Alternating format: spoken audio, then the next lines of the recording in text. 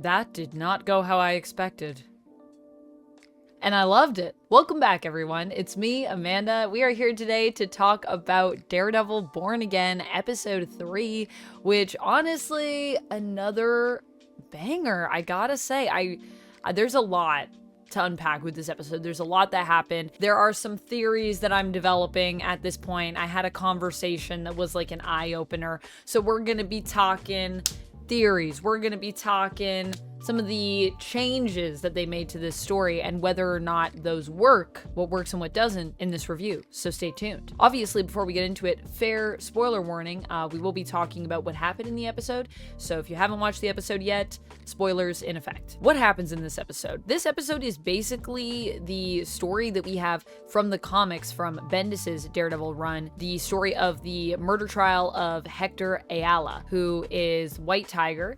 And in the comics, it goes a bit differently, but here basically what happens is Hector is on the stand. We have this lead witness, which obviously Daredevil was able to save at the end of episode 2, Nikki Torres, who is an informant that works with the police, and Nikki is going to be called to the stand. He's basically their super important, their star witness who is going to appear and say, no, he didn't push him on the platform. That man was saving my life. Unfortunately, this falls through when Nikki buckles seemingly under the pressure and decides to not confess his involvement in this case. He just basically says he was at home, he wasn't there. Because of this, Murdock and McDuffie are forced to reveal that Hector is actually White Tiger, which is pretty crazy considering that last episode, you'll remember, Matt actually talked to the judge and convinced him to not reveal this to the public, to not make it part of the trial. And so Matt reveals this, much to the judges and the prosecution's ire. And in the end, it's because of the fact that Hector is revealed to be White Tiger, this hero,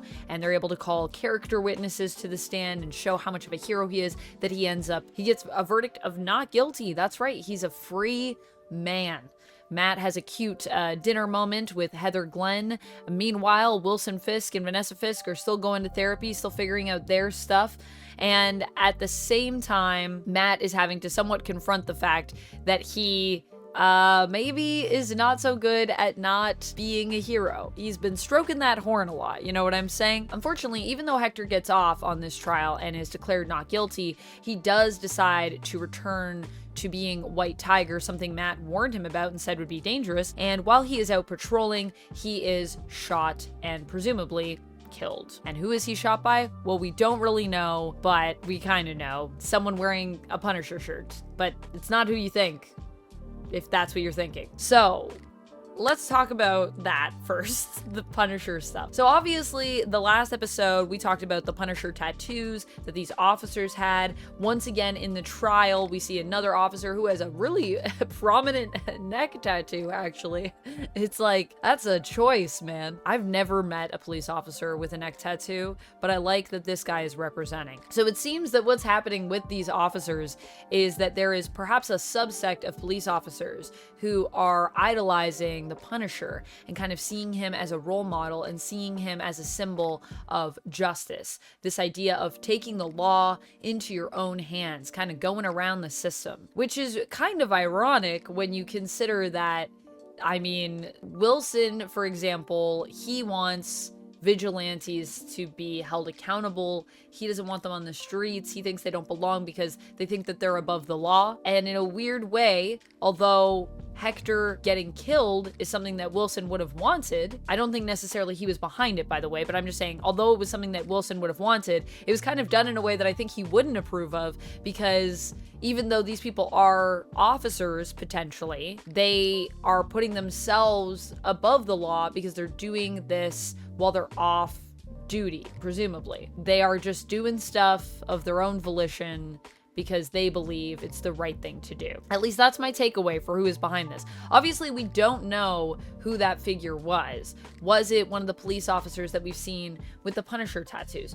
Was it someone else, a new figure? Was it Frank? I don't think it was Frank. I just don't think Frank would do that. So I don't think that makes a lot of sense. But I think what we're seeing is, once again, I'm going to reiterate what I said last episode, is this idea of people using Punisher's image in this way without really fully understanding what Frank would want or what he really represents. I still don't think that Frank would want people to be using his image this way, so I feel like when he comes into this, it's going to be interesting. Unless that was him, but I really don't think it was. I'm very curious to see what he's going to think of these officers idolizing him and having these Punisher tattoos and what's going on with that. Unless they are working with him, but I also just feel like Punisher isn't the type of guy to be like, yeah, to be in my crew, you're gonna have to get a Punisher neck tattoo. Do it.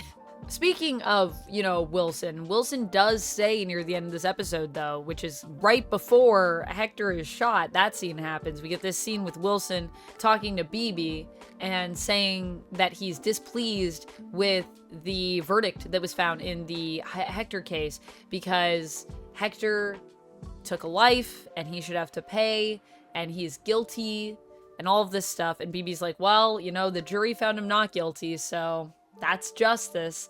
And he's like, no, like something, I'm gonna have to like do something about this. I think he means it more of like what we're gonna see in the next episode is we're gonna see Wilson really cracking down on vigilantes. I think he's gonna be coming for anyone that's wearing a mask. I mean, he already said he was gonna do that, but I think we're gonna start to see him speaking out about it and literally taking people down. Obviously, I don't know who else is out there, but I think that they should be ready to be taken down. I think it's also going to be interesting because we still haven't seen Muse really surface. We saw the kid that was talking to Heather Glenn. I mean, I'm calling him a kid. He's not really like a kid, I guess. A young man? I don't know. He's definitely on the younger side compared to the rest of the cast. He, I think, is going to be our Muse, and yet we haven't seen him yet. I think that when he appears, because he will also be masked, it's going to be a really good point for Wilson. Because Muse will be a villain, but I don't think that Wilson Fisk is going to distinguish between those two. Just anyone in a mask sucks, and definitely here's proof, because this is a guy in a mask that kills people and turns them into art, which is messed up. Because that's Muse's whole thing. So I don't think Wilson is necessarily behind this, but obviously something is going on with Wilson, right? Because he has those bloody knuckles. We don't really see a lot more into that. We kind of are more exploring Daredevil's slide back into his true nature, into his Daredevil ways. Matt wrestling with this idea of not being able to really extricate himself from getting involved from the heroics. But with Wilson, we don't really get into that. So what's going on with those knuckles? There's two ways that we could reveal this. It could be that, later down the line, we're gonna get this big reveal of all the things that Wilson's been doing. He's been claiming to be good and he's not.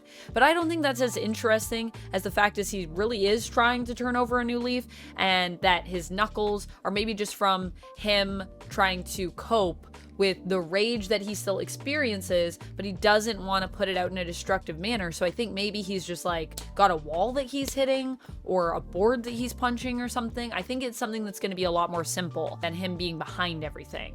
Even though, the Born Again storyline would imply that Fisk is the one behind the destruction of Matt's life that we should be seeing in this show, and that seemingly started really hard with episode 1. Speaking of episode 1, we get a callback to some of that stuff with exploring some of Matt actually talking about his trauma with Heather Glenn. He has a little drink with Heather after they win the case for Hector and says that it is a tradition that him and Foggy would do. And Heather's like, oh, that's interesting. You're like, I was wondering when you were going to bring up Foggy, and now here we are, we're talking about it. Speaking of Foggy's death, though, in the comics, it got me thinking, because in the comics, I did a short that isn't up yet, but where I was talking about Foggy dying and him not really dying. So the first time that Foggy dies in the comics, he actually is targeted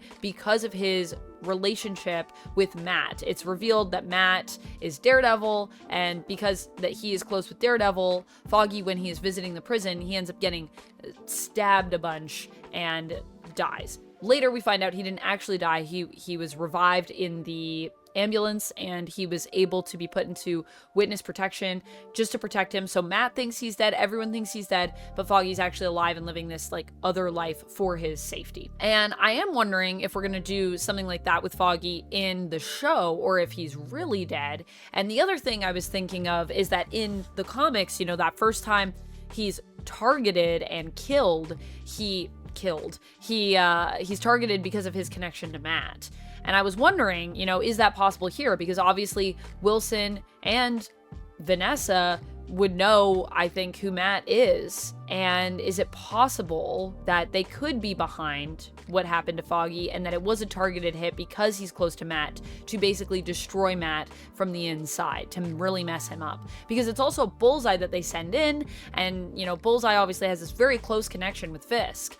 So I'm wondering, though, if it might not be Fisk here, it might not be Wilson, it might be a Fisk, it might be Vanessa, because Vanessa was also threatened by Matt, and she was there for that. Matt threatens not to destroy Fisk, he threatens Vanessa. He says, if you come after me or Karen or Foggy or anyone, I'm not going to mess you up. I'm going to take Vanessa away from you forever. I'm going to lock her up in prison and she will never get out. I feel like if we were playing a Telltale game, you know, this is the part where on the screen it would just come up, Vanessa will remember that, and we would be like, uh-oh, is that going to be a problem later? And the answer is maybe. Yes. If my theory is right, yes. Vanessa is the one possibly behind this whole Born Again scenario that we're going to see continue to unfold. The thing that I ultimately really like about this show so far, and I mean, even with this theory, I'm not saying it's right, but if it is, it's kind of cool because we are doing Born Again. It feels like it's Born Again. Even this story with Hector, it felt like the story,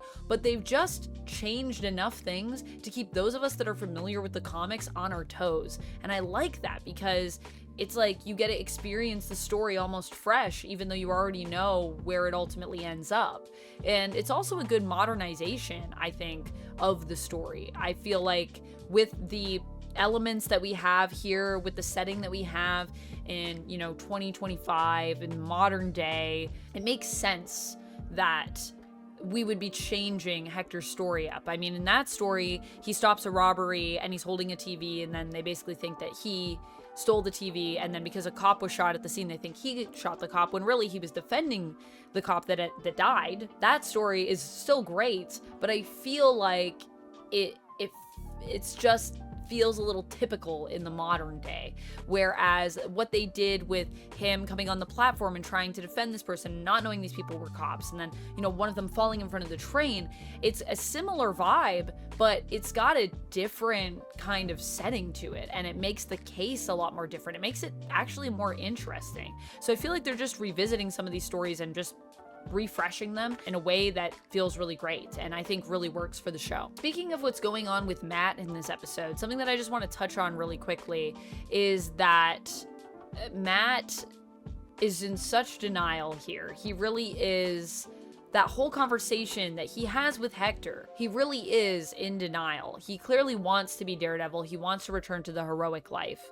I think the conversation that he has with Hector really highlights this, where he says, you know, now that I've revealed that you're White Tiger, you know, you can't go back to that, right? Because that would be dangerous. And there are other ways that you can help people. I don't think you're going to miss it, actually. You're not going to even miss it.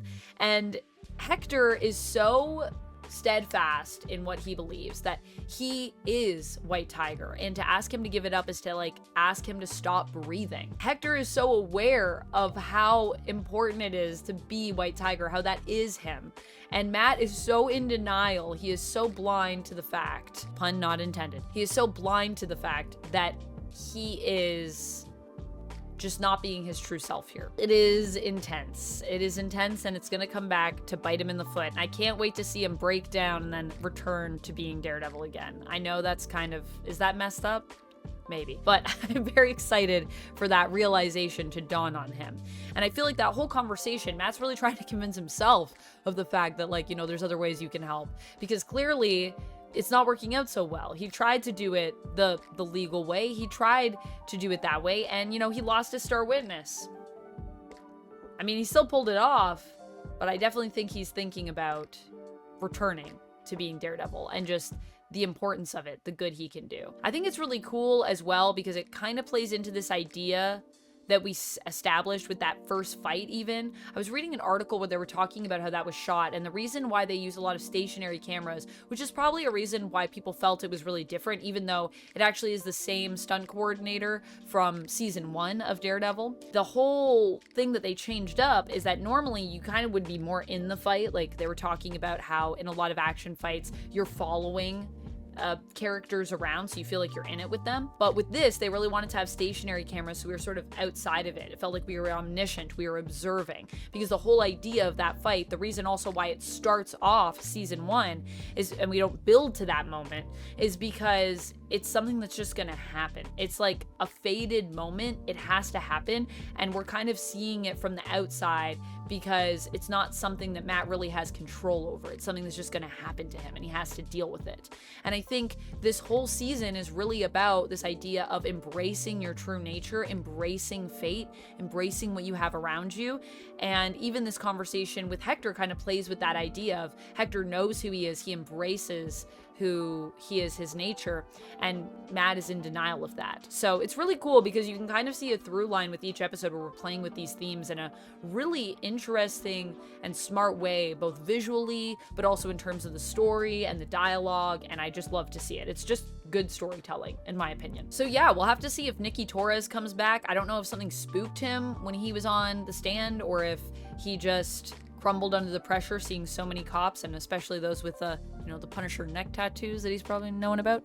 But I'm very curious to see what'll happen with that. Also, to see how Matt will become aware of all of this, because clearly I don't think he's been able to see any of these tattoos. So I think he's totally oblivious to all these signs. But maybe with the death of Hector, maybe we'll get some kind of clue that'll lead him to this, this Punisher cult or whatever's going on with the police here. And maybe Frank will be showing up soon. I mean, we know he's going to be in the season, so I can't wait to see him again. Hopefully soon. Overall, I think I would give this episode a 4 out of 5. I think it's still really strong. I feel like the only reason I'm holding back is because although I enjoyed the courtroom drama and those closing statements were so fire, so exciting for both sides, I really didn't know how that verdict was gonna go. There wasn't a lot of action in this episode, and I love my Daredevil action, so I'm only holding back a star because I wish there was a little bit more action, but I understand sometimes we gotta go to the court and build towards that action so that when we get to it, it's gonna be that much more impactful. But that's my only thing that I would have loved more of personally. I'll see you next time. Let me know what you think of episode 3 down in the comments below. Let me know your theories. Do you think Vanessa's behind everything?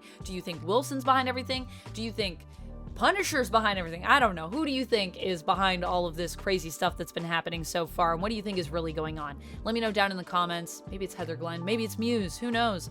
I'll see you there. And until next time, friends, as always, stay nerdy. Bye! And check this out. This is the first episode 1 and 2 review. If you haven't seen it, you gotta check it out. Bye.